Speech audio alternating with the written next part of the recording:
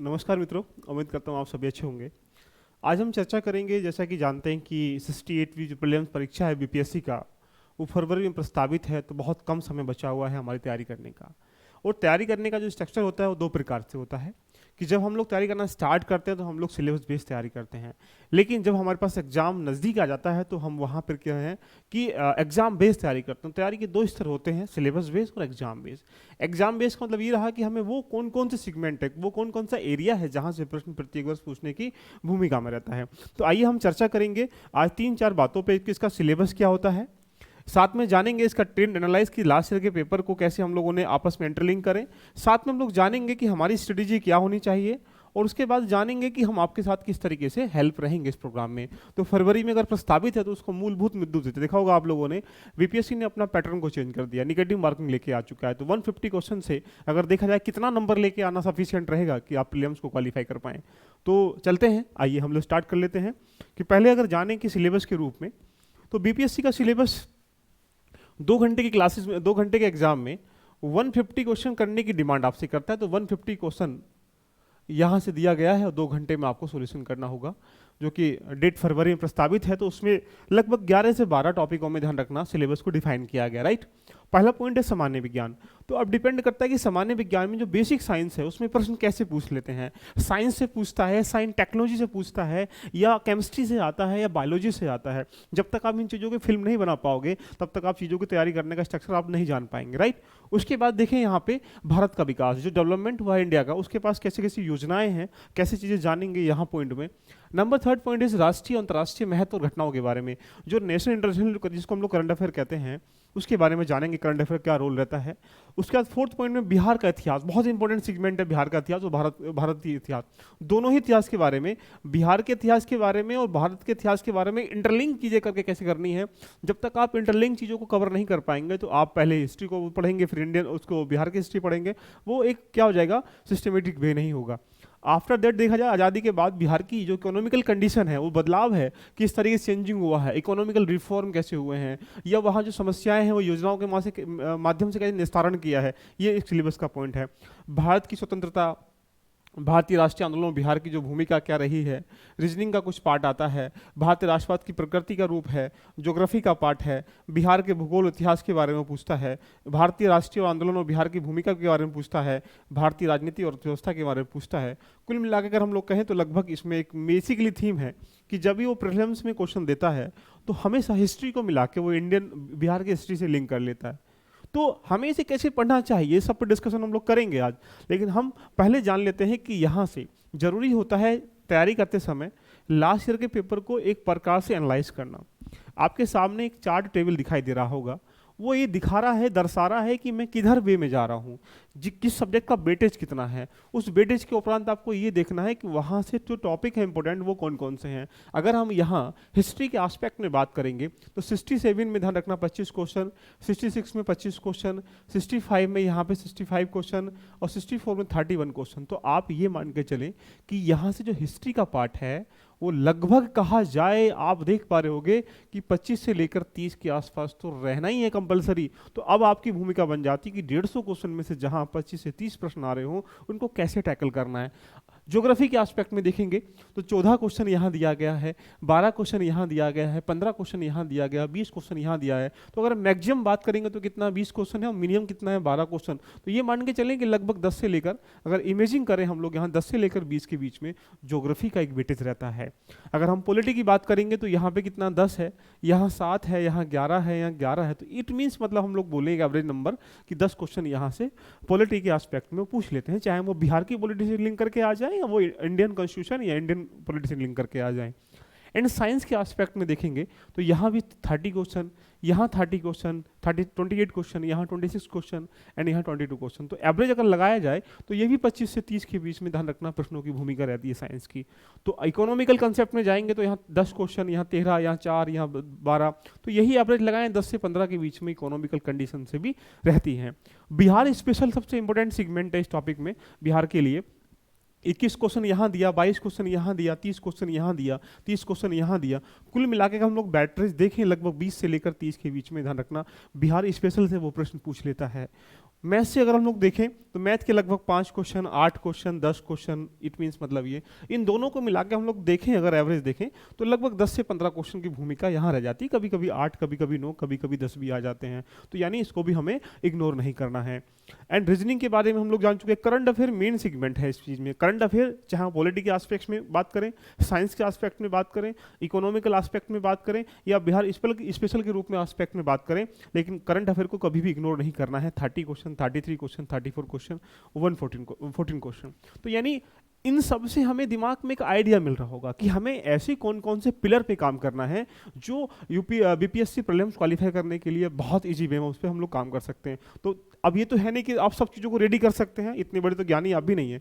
तो अगर मैं कहूँ कि बिहार स्पेशल और करंट अफेयर और हिस्ट्री और साइंस, इन 4 पे अगर आदमी ने काम कर लिया है, पॉलिटी एक ऐसा सेगमेंट है, सदाबहार सब्जेक्ट है, ये सभी का लगभग रेडी होता है नॉर्मली कहा जाए, तो यहाँ आपको कुछ पिलर पे काम करना पड़ेगा। अगर पिलर के सापेक्ष में देखें तो हिस्ट्री एक पिलर बना सकते हैं आप लोग, नंबर 2 साइंस दूसरा पिलर बना सकते हैं, नंबर 3 बिहार स्पेशल बना सकते हैं, और नंबर 4 यहाँ से देखा जाए तो करंट अफेयर। तो कुल मिला के लगभग 100 से ऊपर जो क्वेश्चन है वो यहाँ से इसमें आ जाते हैं। लेकिन गंभीर विषय इसलिए बना हुआ है कि इसकी जो मेरिट जाती कितना है। लास्ट ईयर ट्रेंड को अगर हम लोग समझेंगे तो दिमाग में तुम्हारे एक फिल्म बन पाएगी, लेकिन उसके सापेक्ष में देखा जाए तो लास्ट ईयर में नेगेटिव मार्किंग नहीं थी। इस बार 1/4 नेगेटिव मार्किंग होने से ध्यान रखना कट ऑफ पे क्या होगा, इफेक्ट पड़ेगा। कितना कट ऑफ जाएगा ये दुनिया में सब लोग बताते रहते हैं, इतना जाएगा, उससे कोई मैटर नहीं करता। डिपेंड करता है कि पेपर कैसा आएगा और जो उसमें बैठ रहे स्टूडेंट है उनका स्टैंडर्ड कैसा है, राइट। अगर हम उसकी बात करें यहाँ पे 66 और 65 भी की बात करेंगे कट ऑफ की, तो यहाँ अनरिजर्व फीमेल की, रिजर्व की अनरिजर्व जो सामान्य है वो 108 नंबर पे गई थी, ध्यान रखना 108 क्वेश्चन पे गई थी, या 97 पे गया है, ध्यान रखना। अगर अनरिजर्व फीमेल की बात करेंगे तो यहाँ 100 क्वेश्चन पे गया है, तो 150 क्वेश्चन में से ध्यान रखना यहाँ 108, यहाँ 100। ईडब्ल्यूएस में बात करेंगे 103, ईवीएस जब फीमेल बात करेंगे 95, एससी की बात करेंगे तो यहाँ पे 95, फीमेल एससी की बात करेंगे तो 84, ओबीसी की बात करेंगे 104, और यहाँ से ओबीसी की फीमेल की बात करें 97। तो यहाँ ये कह सकते हैं कि लगभग जो कट ऑफ रहती है वो 100 से लेकर ये मान के चलेंगे 110 के बीच में रहती थी। लेकिन इस बार कट ऑफ निगेटिव में कन्वर्ट होने की वजह से ध्यान रखना कट ऑफ डाउन जाएगी, डेफिनेटली डाउन जाएगी। लेकिन डिपेंड क्या है, आपकी जो परीक्षा है वो इस प्रकार से और क्रमबद्ध तरीके से सजा दी गई है कि जो रियल एस्पिरेंट होगा तुक्का मारने की जो प्रवृत्ति है वो उससे वंचित हो जाएगा। अब देखो तैयारी क्या होना चाहिए, इस पर हम थोड़ा बात कर लेते हैं, फिर मैं आपसे बात करूंगा कि इसके पीछे क्या रणनीति हो। पहली बात, आपकी रणनीति क्या होनी चाहिए, उसके पीछे कुछ एस्पेक्ट है। पहला पॉइंट क्या है, सिलेबस। इंपोर्टेंट पिलर है, ध्यान रखना, इंपोर्टेंट की है। जब तक आपको ये नहीं पता होगा कि बीपीएससी के लिए प्रीलिम्स का सिलेबस डिजाइन कैसे किया गया है, आपने सिर्फ ये जान लिया कि साइंस आता है, लेकिन साइंस में क्या क्या चीज़ें इंपॉर्टेंट आती हैं जो लास्ट टाइम के लिए हमारे लिए बेनिफिशियल बन जाएगा। तो यहाँ जरूरी होता है कि पहले आप सिलेबस को कंठस्थ तरीके से दिमाग में बिल्ड कर ले। जब भी आप पढ़ाई करेंगे तो आपको जो टॉपिक आप पढ़ाएंगे तो दिमाग में क्या होगा, नॉर्मली फिल्म बन जाएगा कि हाँ ये टॉपिक से एवरी ईयर प्रश्न आता है। अब देखो तैयारी करने के 3 स्तर होते हैं। आपके पास एक कॉमन नॉलेज होनी चाहिए। कॉमन नॉलेज मतलब बेसिक बातें जो आपको पता है कि भाई जुडिशरी क्या होती है, इट मीन्स मतलब हिस्ट्री में पंचायत उसमें अधिनियम एक्ट क्या होते हैं, हिस्ट्री में गांधी जी ने कौन कौन से चंपारण में क्या किया है ना, ये सब चीज़ें बातें। और एडवांस नॉलेज जो होती है, जो यहाँ से ध्यान रखना कॉमन नॉलेज के बाद इनरीच की जाती है, एक्सेप्ट की जाती है। अब आपके पास कॉमन नॉलेज तो है, एडवांस नॉलेज नहीं है तो फिर आप क्वालिफाई नहीं कर पाएंगे। कॉमन नॉलेज नहीं है और उसके बाद ये नहीं है तब भी क्वालिफाई, तो दोनों का मिश्रण होना बहुत जरूरी है। और तीसरा स्टेप आता है कि आपने रिवीजन और टेस्ट कैसे दिया है, ये भी महत्वपूर्ण भूमिका में अदा करता है। तो यानी आप ये कह सकते हैं कि पहले इससे पहले सिलेबस को डिजाइन करें, फिर ये देखें कि मेरे पास क्या है और क्या नहीं है, उसको तैयार करने का स्ट्रक्चर आप तैयार करें। नंबर 2, यहाँ से बात करें PYQ, previous question year paper. ये इंपोर्टेंट पिलर है, ध्यान रखना।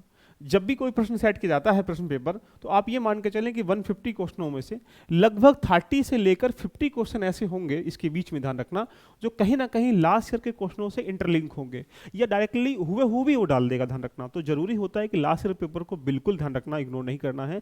लगभग 5 से 10 सालों को जो पेपर है, लास्ट 5 साल के तो बहुत इंपॉर्टेंट है, उनको आपको बेसिकली उनके टॉपिक के साथ समझना है। मान लो वो क्वेश्चन आया है, लेकिन तुम्हें वो क्वेश्चन तो आता है जो आया, लेकिन उस टॉपिक से और मूलभूत जो बातें हैं वो नहीं आती हैं, तो उसको तैयार करने का प्रयास करिए।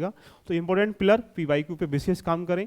नॉलेज की बात करें तो ये एग्जाम जो है ध्यान रखना, अगर नॉलेज की हम लोग बात करें तो लगभग अगर 150 क्वेश्चन आए हैं तो लगभग 30-40 प्रश्न ऐसे होते हैं कि ऑन टाइम एग्जाम में बैठे हुए हम उनको सही कर सकते हैं, लेकिन थोड़ा सा दिमाग लगाने का हमें प्रयास करना, जैसे एलिमिनेशन मेथड क्या होता है या वहाँ से मैचिंग वाला मेथड क्या होता है। अगर ये दिमाग ओपन रखेंगे तो चीज़ें ऑटोमेटिकली आपकी बनती हुई चली जाएंगी। And last is revision. Revision एक इंपॉर्टेंट की है। ये सब बाज़ारों में, अखबारों में या रोडों पर आपको कहीं ना कहीं नोट्स, रंगीन किताबें मिल जाती हैं।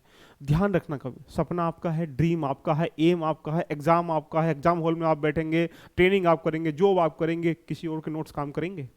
किसी और की स्ट्रेटेजी काम करेगी? किसी और का एक प्रकार से कह सकते हैं किताबें काम करेंगी? आपका गाइडेंस होना चाहिए सिर्फ किसी और का, बाकी सारे रास्ते आपके होने चाहिए। इसलिए रिवीजन जब भी करें तो एक ही किताब से करें, एक ही नोट से करें, उसके बार बार ध्यान रखना इकट्ठा करने की प्रवृत्ति में ना जाएं। रिवीजन इंपॉर्टेंट की है। इंपॉर्टेंट की का मतलब है कि यदि यहाँ 150 क्वेश्चन है तो ये मान के चलें कि अभी भी आपको ध्यान रखना, लगभग कहा जाए तो 100 क्वेश्चनों के अराउंड ही सही करने हैं। तो 100 क्वेश्चन मतलब कि 50 क्वेश्चन अभी भी नहीं करने हैं।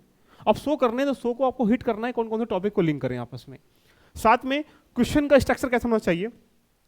यूपीएससी देखिएगा, अगर हम बात करें प्रश्न की भूमिका में, तो प्रश्न को कई प्रकार से बांटा जाता है।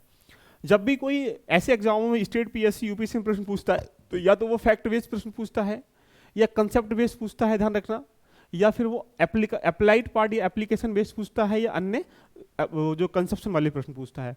बीपीएससी में कहा जाए तो लगभग ये कह सकते हैं कि 50 से लेकर 60% जो प्रश्न होते हैं, ध्यान रखना, वो कैसे होते हैं, फैक्ट बेस्ड होते हैं, डाटा बेस्ड होते हैं।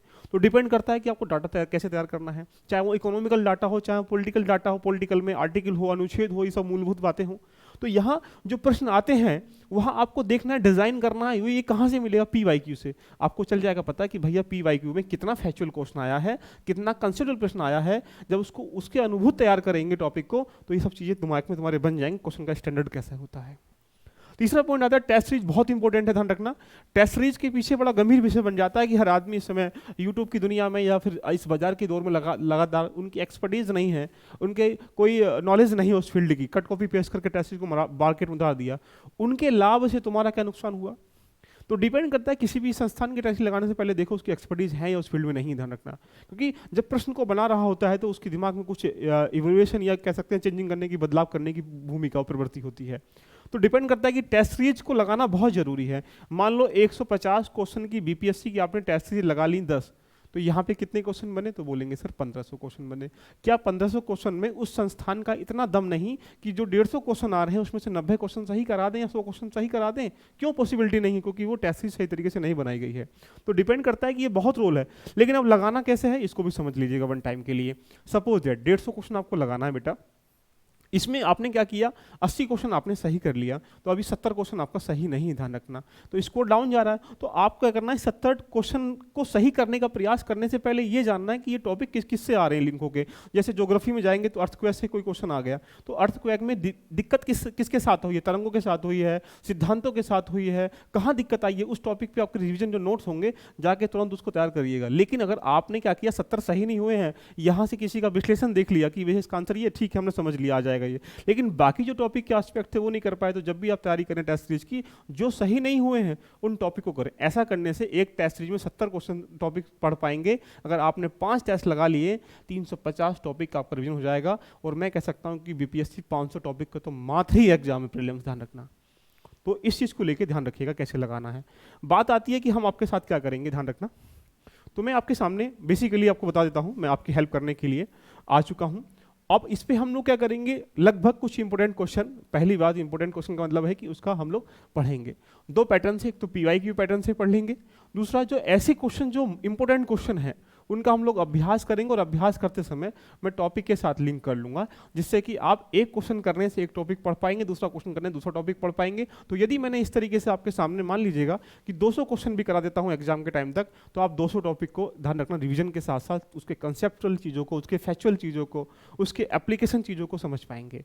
तो दोस्तों मिलते हैं नेक्स्ट सीरीज के साथ। एक बार सभी लोग प्यार से कमेंट करिएगा कि अगर ये जो सीरीज है आपको लाभान्वित कर पाएगी, आप इसको चाहते हैं लेना, तो जरूर प्रतिक्रिया जाहिर करें। हम लोग मिलते हैं नए सेशन के साथ, जानेंगे पीवाई को कैसे सॉर्ट आउट करना चाहिए और रिवीजन कैसे करना चाहिए। ऐसे करने से क्या होगा, चीज़ें इंटरलिंक होकर आपकी तैयारी मूलभूत तरीके चल जाएगी। ऑल द बेस्ट, एंजॉय करें इस यात्रा का, जरूर आप क्वालिफाई करेंगे। Bye bye, take care.